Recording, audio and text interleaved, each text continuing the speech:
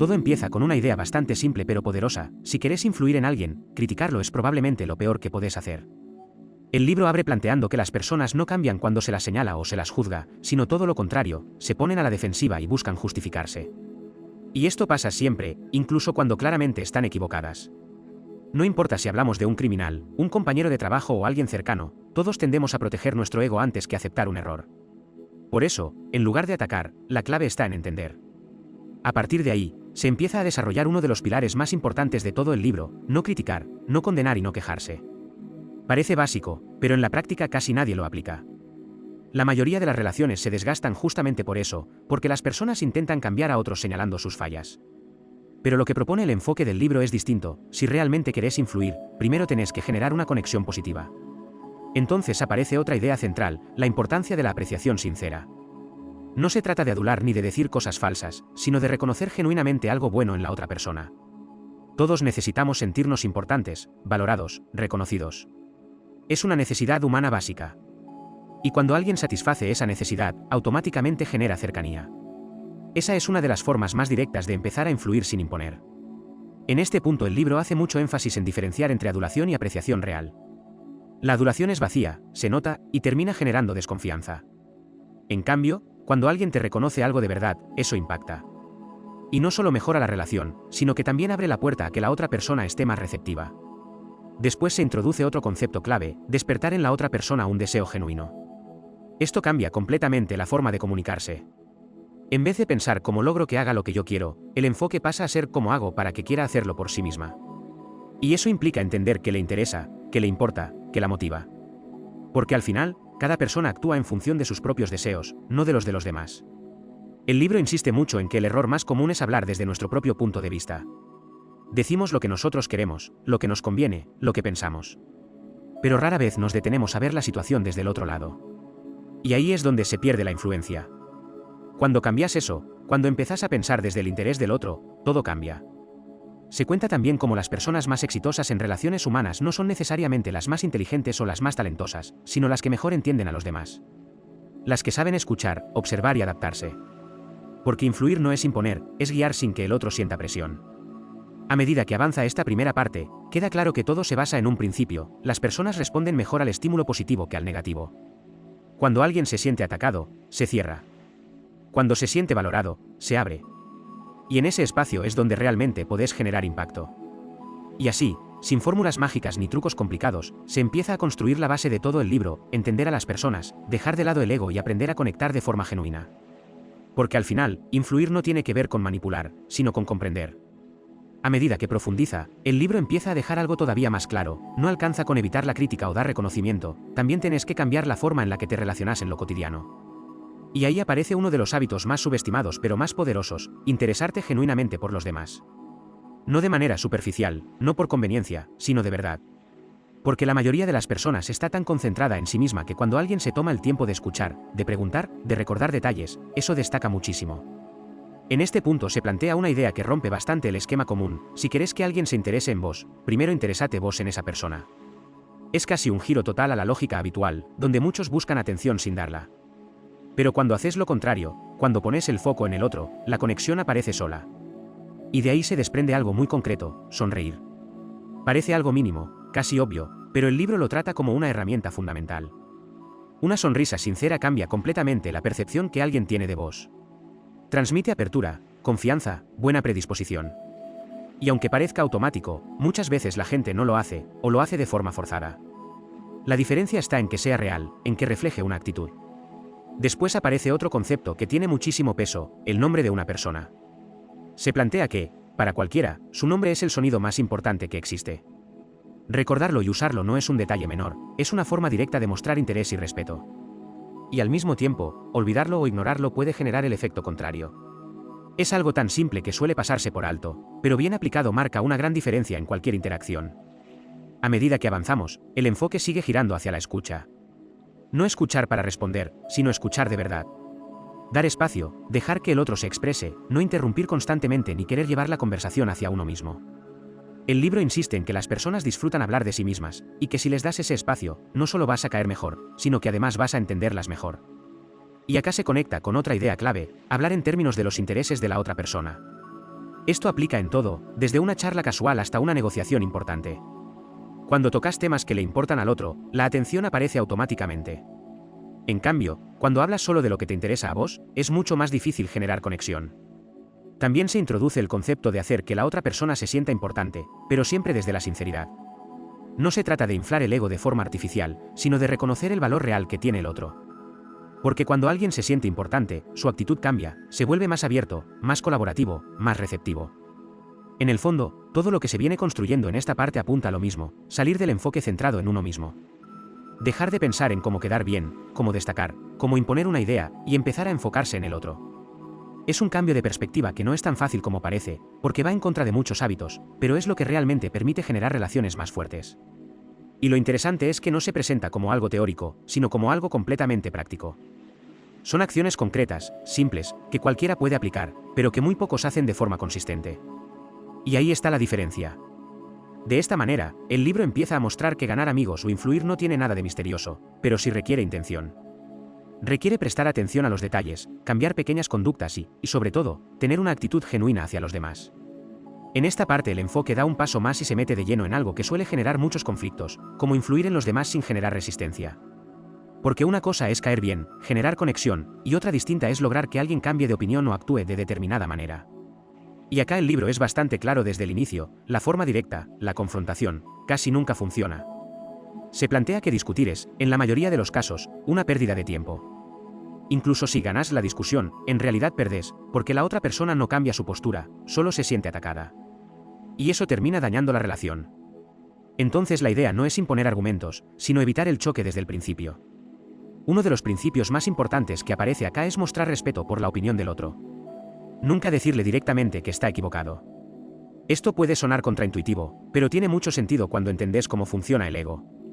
Nadie quiere sentirse expuesto o humillado, y cuando eso pasa, lo único que se logra es que la persona se cierre más en su postura. En lugar de eso, se propone un enfoque mucho más inteligente, admitir cuando uno puede estar equivocado. Esto baja la tensión automáticamente. Cuando alguien reconoce que no tiene todas las respuestas, el otro deja de estar a la defensiva. Y a partir de ahí, la conversación se vuelve mucho más abierta. También se habla de la importancia de empezar cualquier conversación de forma amigable. El tono inicial define todo lo que viene después. Si arrancás con una actitud confrontativa, es muy difícil revertir eso. En cambio, si empezás desde un lugar tranquilo, respetuoso, es mucho más probable que la otra persona esté dispuesta a escuchar. Otro punto clave es lograr que la otra persona diga sí lo antes posible. Esto no es manipulación, sino una forma de generar acuerdo desde el inicio. Cuando alguien empieza diciendo que sí, entra en una dinámica más positiva, más receptiva. En cambio, si arranca diciendo que no, es mucho más difícil cambiar esa postura después. A medida que se desarrolla esta idea, el libro insiste en algo fundamental, dejar que la otra persona hable más que uno. No solo porque eso genera conexión, sino porque también permite entender mejor su punto de vista. Y cuando entendés de verdad lo que el otro piensa, es mucho más fácil encontrar un punto en común. En este contexto aparece una de las claves más potentes de todo el libro, hacer que la otra persona sienta que la idea es suya. En lugar de imponer una conclusión, lo que se busca es guiar la conversación de manera que el otro llegue por sí mismo a esa conclusión. Y cuando eso pasa, el nivel de aceptación es mucho mayor. Esto requiere paciencia, porque implica ceder protagonismo, escuchar más, hablar menos, y no intentar controlar cada parte de la conversación. Pero el resultado es mucho más efectivo que cualquier intento de imposición directa. También se refuerza la idea de ver las cosas desde el punto de vista del otro. No como un ejercicio superficial, sino como un esfuerzo real por entender su lógica, sus motivos, sus emociones. Porque cada persona actúa en base a su propia realidad, y si no la entendés, es muy difícil influir. En el fondo, esta parte empieza a mostrar que influir no tiene que ver con tener la razón, sino con saber manejar las relaciones. Es un juego mucho más emocional que lógico. Y quienes entienden eso, tienen una ventaja enorme. Así, poco a poco, el libro va desarmando la idea de que convencer es cuestión de argumentos, y la reemplaza por algo mucho más profundo, la forma en la que tratas a las personas. En esta parte el libro entra en un terreno todavía más delicado, como lograr que las personas cambien sin que se sientan presionadas o atacadas. Porque hasta ahora vimos cómo conectar, cómo caer bien y cómo evitar conflictos, pero acá el foco pasa a ser el cambio real en la conducta de otros. Y la forma en la que se plantea es bastante distinta a lo que la mayoría hace. Lo primero que aparece es una idea clave, empezar con elogios y reconocimiento sincero antes de señalar cualquier error. Esto no es una técnica superficial, tiene un fundamento psicológico muy fuerte. Cuando alguien se siente valorado, baja la guardia. En cambio, si arrancas señalando lo negativo, lo único que generas es resistencia. Entonces el orden importa, y mucho. Después se propone algo todavía más interesante, hablar de los errores propios antes de mencionar los del otro. Esto cambia completamente la dinámica. En lugar de quedar en una posición de superioridad, te mostras humano, cercano, alguien que también se equivoca. Y eso hace que la otra persona esté mucho más abierta a escuchar. A partir de ahí se introduce otra herramienta poderosa, hacer preguntas en lugar de dar órdenes directas. Cuando le decís a alguien exactamente lo que tiene que hacer, es muy probable que se resista, aunque tenga sentido. Pero si lo guías con preguntas, le das espacio para pensar y participar en la solución. Y eso genera compromiso. También se hace mucho énfasis en no humillar ni avergonzar a nadie.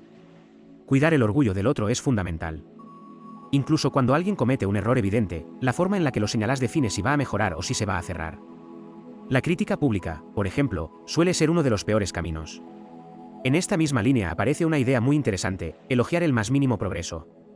Reconocer avances, aunque sean pequeños, tiene un impacto enorme. Porque refuerza el comportamiento positivo y motiva a seguir mejorando. Es mucho más efectivo que enfocarse solo en lo que falta.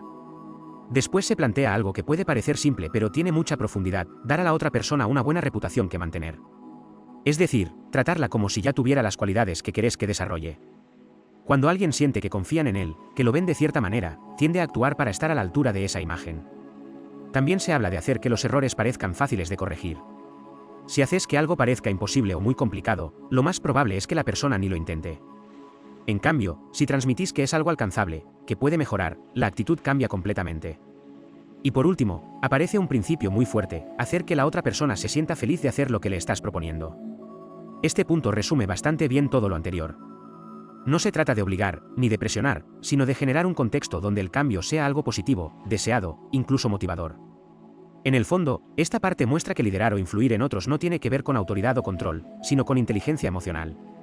Con saber cómo decir las cosas, cuándo decirlas y desde qué lugar hacerlo. Y lo más interesante es que todo esto no solo aplica en entornos laborales o formales, sino en cualquier relación. Amigos, familia, pareja, todo funciona mejor cuando se aplican estos principios. A esta altura el libro ya dejó claras las bases, pero ahora empieza a mostrar cómo todo eso se mezcla en situaciones reales, donde las cosas no son tan ideales. Porque una cosa es entender los principios, y otra aplicarlos cuando alguien está enojado, cuando hay tensión o cuando los intereses chocan. Acá se refuerza mucho la idea de manejar las emociones, sobre todo las propias. Porque uno de los mayores errores al interactuar con otros es reaccionar en caliente. Decir algo por impulso, responder desde el enojo, querer tener la última palabra. Y eso, casi siempre, empeora todo. En cambio, cuando logras mantener la calma, tenés mucho más control sobre la situación. Se empieza a ver que influir en los demás no es tanto una cuestión de técnicas aisladas, sino de actitud general. Es como te parás frente a las personas. Si vas con una postura defensiva, crítica o egocéntrica, todo se complica. Pero si vas con apertura, interés y respeto, incluso los conflictos se vuelven más manejables. También aparece con más fuerza el concepto de empatía real. No como algo superficial, sino como la capacidad de ponerse en el lugar del otro de verdad. Entender qué siente, qué le preocupa, por qué reacciona como reacciona. Porque muchas veces las personas no actúan por lógica, sino por emociones, experiencias pasadas o inseguridades. En este punto el libro muestra que cuando validas lo que el otro siente, aunque no estés de acuerdo, se genera una conexión mucho más fuerte. No significa que tengas que ceder siempre, sino que reconoces su perspectiva. Y eso cambia completamente el tono de la interacción. También se empieza a trabajar más sobre cómo manejar objeciones o desacuerdos sin generar conflicto. En lugar de contradecir directamente, se sugiere acompañar el razonamiento del otro y, poco a poco, introducir otro punto de vista. Es una forma más suave, pero mucho más efectiva de influir. Otra cosa que se destaca es la importancia de ser genuino. Porque todas estas herramientas, si se usan de forma mecánica o manipuladora, pierden efecto. Las personas perciben cuando algo no es auténtico. En cambio, cuando hay coherencia entre lo que decís y cómo actúas, el impacto es mucho mayor. A medida que avanza esta parte, se empieza a notar que el libro no busca que te conviertas en alguien artificial, sino en alguien más consciente de cómo interactúa. Alguien que elige mejor sus palabras, que entiende el efecto que generan sus acciones y que actúa con intención. También se toca un punto interesante: muchas veces no se trata de convencer al otro de inmediato, sino de sembrar una idea. Dejar que la otra persona la procese, la piense, la haga propia con el tiempo. Esa paciencia es clave, porque no todos los cambios son instantáneos. En el fondo, esta parte empieza a mostrar que influir es un proceso. No es algo que pasa en una sola conversación, sino que se construye con el tiempo, con coherencia, con repetición de conductas positivas. Y ahí es donde todo empieza a conectarse, evitar la crítica, mostrar interés, escuchar, validar, guiar en lugar de imponer. Todo forma parte de un mismo enfoque. En esta etapa el libro empieza a consolidar todo lo anterior y a mostrar cómo estos principios, cuando se aplican de forma constante, terminan transformando no solo las relaciones, sino también la forma en la que uno se mueve en la vida. Ya no se trata de usar ciertas herramientas en momentos puntuales, sino de desarrollar una manera distinta de interactuar con los demás. Se hace más evidente que la influencia real no viene de imponer ideas, sino de generar confianza. Y esa confianza se construye con pequeños detalles repetidos en el tiempo: escuchar sin interrumpir, recordar lo que le importa al otro, reconocer sus esfuerzos, evitar reacciones impulsivas. Nada de esto es espectacular por sí solo, pero en conjunto genera un impacto enorme. También se profundiza en algo que aparece a lo largo de todo el libro: la coherencia. Porque no sirve aplicar estos principios de forma aislada si después, en otras situaciones, volvés a los mismos hábitos de siempre. Las personas notan esas inconsistencias. En cambio, cuando hay una línea clara en la forma de actuar, la percepción cambia completamente. Acá empieza a verse con más claridad que influir en otros es, en gran parte, una consecuencia de trabajar sobre uno mismo. No es tanto cambiar a los demás, sino cambiar la forma en la que uno se comunica, reacciona y se posiciona. Y ese cambio genera automáticamente una respuesta distinta en el entorno. También se habla de la paciencia como un factor clave. Muchas veces se espera un resultado rápido, una respuesta inmediata, y cuando no llega, se vuelve a métodos más directos o agresivos. Pero el libro insiste en que los cambios duraderos llevan tiempo. Y que justamente por eso, son más sólidos. En esta parte se empieza a notar que las relaciones humanas funcionan mucho más por emoción que por lógica. Podés tener razón en lo que decís, pero si la forma en la que lo decís genera rechazo, no va a servir de nada. En cambio, una buena conexión puede hacer que alguien esté dispuesto a considerar ideas que antes rechazaba. También se refuerza algo importante: el respeto constante. No solo cuando todo va bien, sino especialmente cuando hay desacuerdo. Porque es en esos momentos donde realmente se pone a prueba todo lo aprendido. Mantener la calma, evitar el ataque, escuchar de verdad, son habilidades que marcan la diferencia. Otro punto interesante es cómo estos principios no solo mejoran la relación con los demás, sino también el clima general en cualquier entorno. Trabajo, familia, amigos. Cuando alguien empieza a aplicar esto, muchas veces genera un efecto contagio. Cambia la dinámica sin necesidad de imponer nada. A medida que se acerca el final, se percibe que el libro apunta a algo más profundo que simples técnicas: una forma de ver a las personas. Más comprensiva, más empática, menos centrada en el ego. Y eso, aplicado de forma consistente, cambia completamente los resultados. Ya casi al final, el libro termina de unir todas las piezas y baja todo a una idea bastante clara: no alcanza con entender estos principios, hay que convertirlos en hábito. Porque leerlos, estar de acuerdo e incluso aplicarlos alguna vez no cambia nada a largo plazo. El verdadero impacto aparece cuando se vuelven parte de tu forma natural de actuar. Se insiste mucho en la práctica constante. En observarse, en detectar cuando uno cae en viejos patrones, como criticar, interrumpir, querer tener razón a toda costa. Y en corregir eso de manera consciente. Es un proceso bastante más interno de lo que parece al principio. También aparece algo importante: la autocrítica bien aplicada. No desde el castigo, sino desde el aprendizaje. Revisar conversaciones, pensar que se podría haber hecho mejor, cómo se podría haber manejado distinto. Esa capacidad de análisis es lo que permite mejorar de verdad en el trato con los demás. En esta parte se refuerza la idea de que cada interacción es una oportunidad. No solo las importantes, también las más simples. Un saludo, una charla corta, un comentario. Todo suma o resta en la forma en la que los demás te perciben. Y eso, acumulado, define tu influencia. Se empieza a notar que muchas personas no fallan por falta de conocimiento, sino por falta de consistencia. Saben lo que deberían hacer, pero no lo hacen siempre. Y ahí es donde está la diferencia entre quienes logran resultados y quienes no. También se vuelve a poner el foco en algo esencial: la sinceridad. Porque si todo esto se usa como una estrategia vacía, tarde o temprano se nota. Las relaciones reales se construyen desde un interés genuino. Y eso no se puede fingir por mucho tiempo. A medida que se cierra esta parte, el libro deja una sensación bastante clara: influir en los demás no es un truco, es una habilidad que se desarrolla con el tiempo. Y como cualquier habilidad, requiere práctica, paciencia y voluntad. Se destaca también que los cambios más importantes no suelen ser grandes acciones, sino pequeños ajustes sostenidos. Cambiar la forma de escuchar, la forma de responder, la forma de reconocer al otro. Esos detalles, repetidos, terminan generando un impacto muy fuerte. Y algo que queda muy marcado es que todo esto no solo mejora los resultados en lo que uno busca, sino que también hace las relaciones más agradables, más fluidas, más humanas.